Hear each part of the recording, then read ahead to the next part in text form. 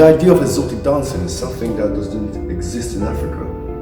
And if it does exist, it's been put on the ground. And if it does exist, predominantly you have mostly the females doing it. And if it does exist, you rarely find a Nigerian male that would come to the forefront that will say, be back. As soon as the way to bring the bill come, answer your papa name. As if I'm not sure like this for you are the surgeon. Answer your papa name. She you are the double up when you jam trouble. Answer your papa name. Me and I be mugu, now you be my girl. Answer your papa name. For those who do not know, what is a male exotic dancer?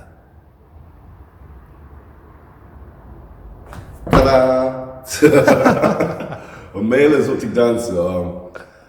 Exotic dancers are those in the entertainment adult industry that's kind of like entertain people really by dancing. What do you precisely mean? A male stripper? Well, we're not gonna say a male stripper because that's kind of like a very simple lame term, you know. But what we are, we're kind of like entertainers, you know. We create fantasy, we sell fantasy, we satisfy, please, and make each and every single one of our customers feel fulfilled, you know? In the African industry, in the Nigerian industry, Okay. I'm from Nigeria. So am I. Good man, you're Edo State. Come on, man. Mighty. Great. Yeah. Quincy. Now, in the African industry, Yeah. even in the Western, whenever the girls are getting married, hen nights, you know, the hench policeman is all I see. The hench policeman come in and then the women start shouting. Is that sort of like the thing you're talking about? Yeah, it's that sort of thing, But with me, I bring something different to the table, you know. And we'll talk about that a little bit further on. But yeah, it's that sort of thing. You get a policeman, you get a fireman. If you ladies need the fire put out, you know, we've got a fireman there for that. You know, if you're expecting a package, you know, we've got a postman for that, special delivery. You know, whatever your fantasy is for that night, we're happy to provide that to you. Yeah. Ladies and gentlemen, my name is Quincy, aka Django Kunta no Kinte, pure African warrior. Quincy, thank you very much. Thank And you're from Nigeria. Yeah, born and bred. You're from Edo State. Yes, Edo State. Benin, Isha, or Afemai? I don't really care, man. I'm just Benin, man. That's my man. That's what it is, That's Edo. my man. Because if I was to go way back, it was called Benin City before the whole rubbish started. You know, I started called Edo and Delta. So I just fuck with Benin, man. Oh, excuse my French. I'm just Benin. Accepted. How did you get on this platform? I mean, you work out, you have a nice body, a nice physique. Thank you. Did you go thinking, what can I do with this body? Or were you know, what happened? It wasn't just the body, really. It was, I think it was to do with my personality, character. At first I was doing films and theater. And a friend of mine I went to university with, he contacted me and said, well, they've got this gig they're doing at the moment. And I think he believes that I'll be quite, what's the word?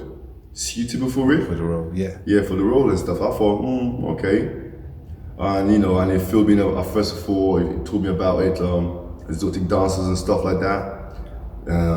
Me being an African and my background, I was like, oh, it's the sort of thing I want to be doing. You know, the whole morality, what would family per se think about it, or my fellow Africans think about it, and all that stuff there. And when I was there, contemplating all these issues and scenarios, playing that in my head, and the light bulb just came on. And this is the part. When the light bulb came on, and it said to me, all of these scenarios I've been contemplating on, do they satisfy me? Do they make me feel fulfilled? The answer was no. What do I see them as? I saw them as limiters. They stopped me from being the best that I could be. They stopped me from doing the things that makes me happy. Let me ask you. So you went to uni. Yeah. And you graduated in this Yes. country. You're from a Nigerian home. Yeah. And you know how we take education. Yeah. And you had this dream, but all this cultural bond, how would I call it? All these cultural inhibitions. Cultural hindrance. Hindrance. Yes. Like it was for you. Did you discuss with members of your family to say you were acting and you were doing theater at the time? Did you discuss with them that I'm about to go one step further? To be quite fair, oh gosh, bless my mom. I love her, bless her. But she's very, very, very strict. She's a typical Edo Benin woman, very strict, very disciplined. I never spoke to her about it. Yeah, but in the sense, I spoke to my uncle about it, one of my uncle, and I said to my uncle, well, this is what I'm gonna venture into. This is what I'm doing because it's something I like doing. I enjoy doing it. I love entertaining, and it's another step further from what I'm doing. And he said a very, very key element to me. He said, Quincy, there's a lot of things in this world that people would love to say, but would like to hide away from. I said, explain please. And he said to me, Quincy, for example, let's put you in a woman's body. If you was a woman with nice curve, cleavage and everything, and you've been offered, because of the way you look, you get job roles, you get films, you get a lot of things coming your way. Is that a bad thing? I don't think so. I sat down, I pondered for a bit. I thought, no. And they said to me, look into society. A lot of women are successful for the way they look, without even holding a job. A lot of women get by the way they look without holding a job. Do you stereotype them? Do you judge them? Let me interject and ask. Do you think your uncle he's a bit softer because of the Western exposure? Not at all. I think he's a bit enlightened because of the Western exposure. Because ideas and limits exist only within one individual. Those restrictions becomes your restriction, not another person's restriction. Because there's a saying I go by, he that wants it the most goes for it. So you spoke to your uncle and you I spoke to him and he said to me, Quincy, by all means, if this is what you want to do and you enjoy doing it, man, I'll cheer for you from now to the end of the world. So you just keep doing it. Did that give you the bravery to now go to your mom? Man, that gave me the balls to go to do what I gotta do, but it never gave me the bravery to go to my mom. No, because that's like, my mom and I would never had a good relationship growing up, so I've always been this guy that's another family issue in a way, you know how it is. So, okay, we leave that out. For you, coming out of your morality, your Christianity, that stepping out of that background, was it something you had to do for yourself? You see, this is the problem. When people say Christianity and morality, there's a question I want to ask. What has Christianity got to do with it? Well, most Nigerians, Africans, like myself, we take Christianity as a moral compass in the household. A moral compass. Now, you see, if you understand the connotations of Christianity, is the relationship between oneself and their creator.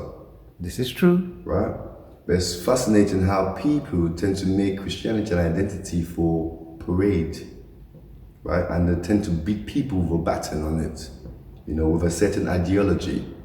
You know, by me venturing into this field made me understood that it actually made me understood Christianity even more, right? It made me understood that it's my relationship between myself and my creator.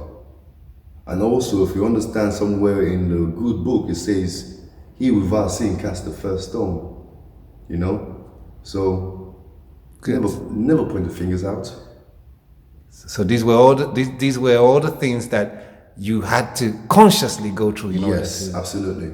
to take. Okay, and you feel this thing is not synonymous to just you. A lot of Africans, male and women. I think a lot of Africans tend to go through, it's not synonymous to just me, male and female, even my moms, my uncles, even you yourself, you're going through stuff like that. You know, whereby we're being hindered by this idea of cultural values, morality, you shouldn't do that, you shouldn't do this, you know, a man shouldn't pierce his nose. God damn, I pierce my nose. And yet we like people who are successful Exactly. when they've done it. Exactly. Oh, you shouldn't have tattoos. I got a full sleeve and all this stuff. But it feels like we tend to beat our own and praise the other. Yeah.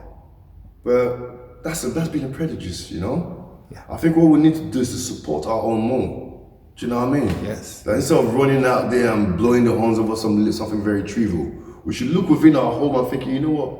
If this child or this boy or this girl want to do something, by all means necessarily support them, because the things that we sound the drum about, that we put the beacon, we ring the bell about, the stuff is so trivial.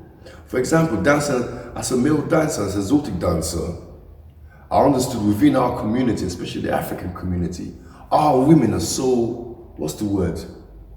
They're held in a confined space whereby they're being judged by this cultural identity and the woman's role in the house and the woman's role in society is like, who told you what a woman's role in the house is? Who said to you this is a woman's role in society? Who wrote this manual, in fact? You know? Let's talk about some more exciting stuff now. Oh yes. Now, you were, as you said, you were in the space with Genuine, someone you went to school with, and this is how this whole show got started. And I saw you on Channel 4, BBC 3. BBC 3. Sorry, ITV 3. ITV 3. My mistake. ITV 3. And I around about the time I also saw you associating with Magic Mike, Chocolate City. They sort of blew up this industry. Did that help you at all? You mean Chocolate City? Chocolate City. Yeah, Chocolate Man, yeah. I started off with Chocolate Man. Yeah. Still with them. And yeah. So you are called. I've seen you on on social media. Yeah. You know, with your Zulu outfit.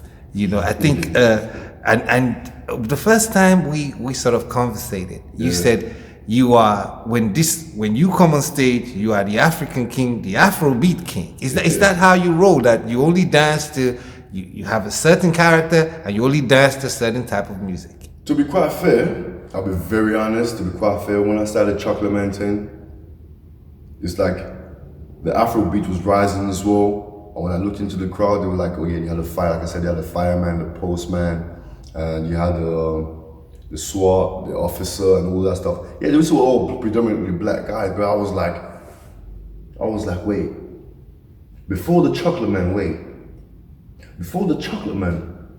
there was the African, the big black man. So I thought, you know what? There is 56 shades of chocolate, and African is the first.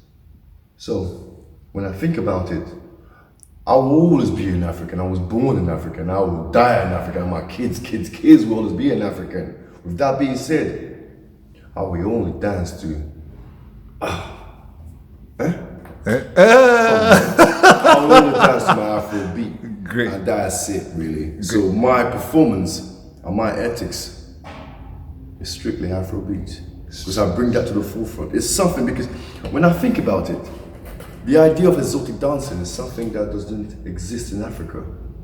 And if it does exist, it's been put on the ground. And if it does exist, predominantly you have mostly the females doing it. And if it does exist, you rarely find a Nigerian male that would come to the forefront that would say, this is what I do, because of the taboo and the stereotype and all that shenanigans that surround it. As soon as the way to bring the bill come, answer your papa name. As if I'm not sure like this, for you are the surgeon. Answer your papa name. She, you are the double upon you jam trouble. Answer your papa name. Me and I be mugu, now you be mine.